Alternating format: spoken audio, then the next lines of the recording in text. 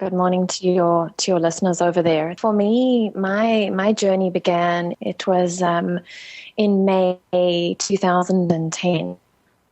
I woke up one morning and the room was spinning around me, and that was my first encounter with a vertigo attack, and I thought it must be just some virus that I had picked up.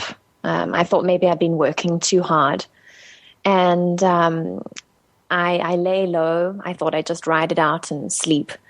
And a day or so later, I developed my first migraine. And I'd never, ever been one who'd had a headache before, really, in my life.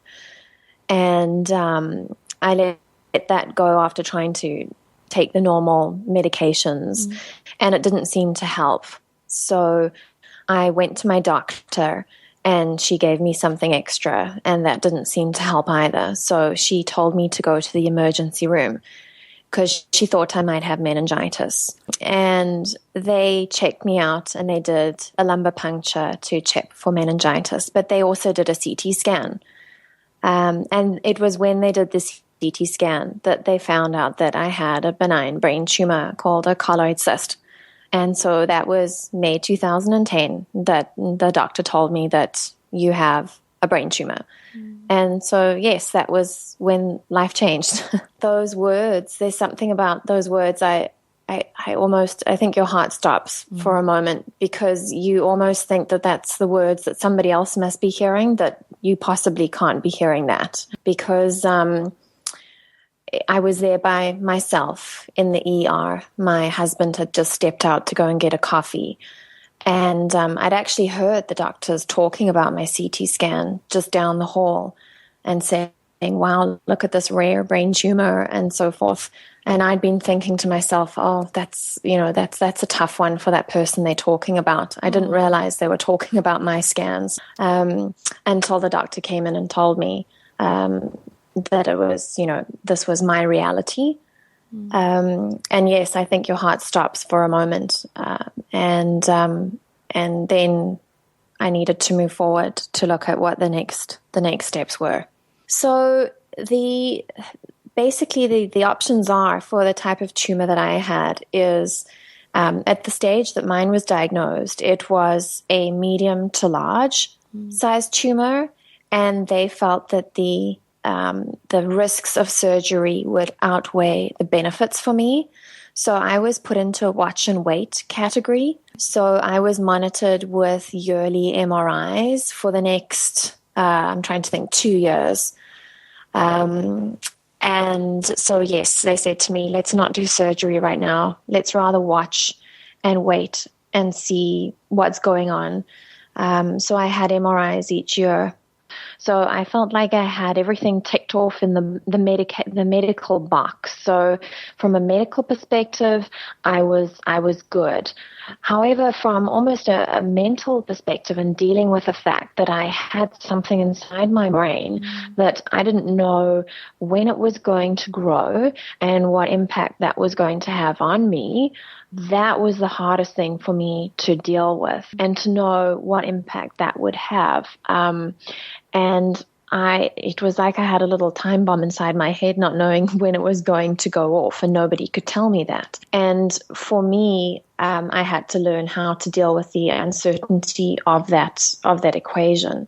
So I found over time, it wasn't an overnight lesson at all.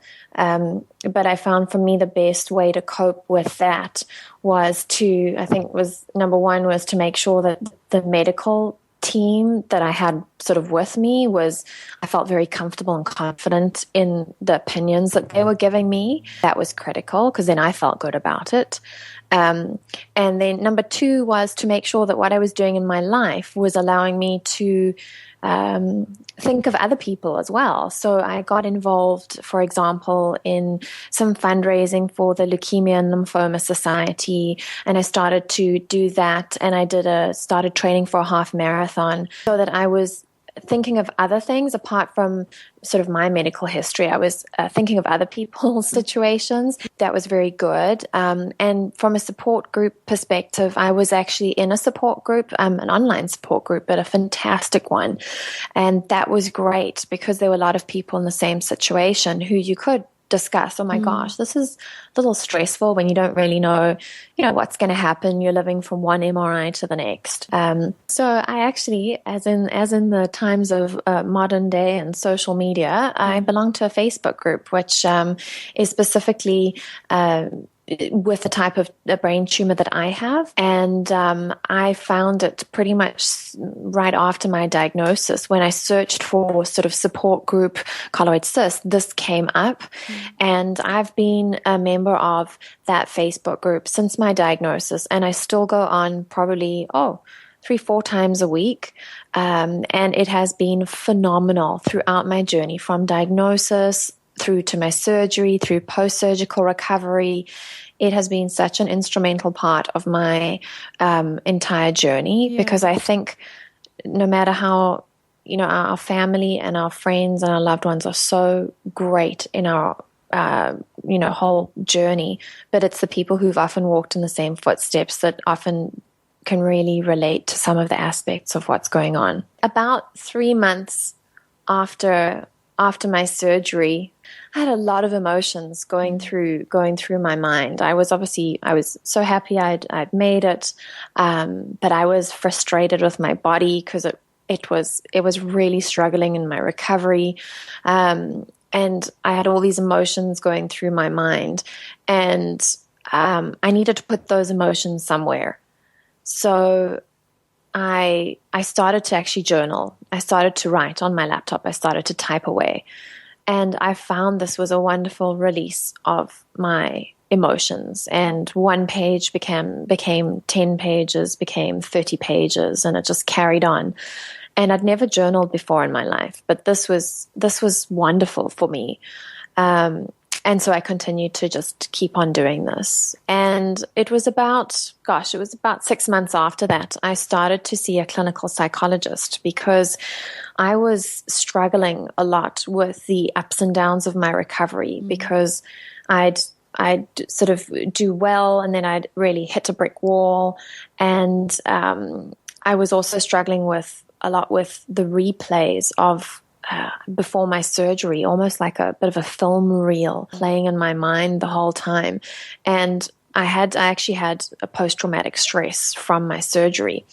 And she said to me, how have you been, getting through this in the meantime? And I said, well, I've been journaling. I've been writing all my emotions down, and I found that to be a really good therapeutic tool for me.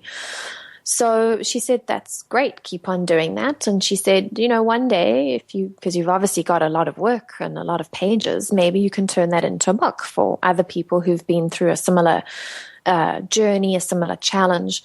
And that thought stuck in my head, and I thought, that's interesting, because I know when I was diagnosed, that's exactly what I did. I went straight to Amazon and I looked up sort of brain tumor stories, because I wanted to read somebody else's story and how they went through it. And that was my first thought of, how can I turn this into a book that can help somebody else out on their journey? And so my process changed from just writing a journal to changing to how can I use my words to help somebody else through a similar journey or a similar life challenge. And that's when 2 Steps Forward became a book. My book was only launched this September 2015. So the book is available for purchase. Online for you guys. It's amazon.co.uk. You can get it there. It's available as an ebook or print book.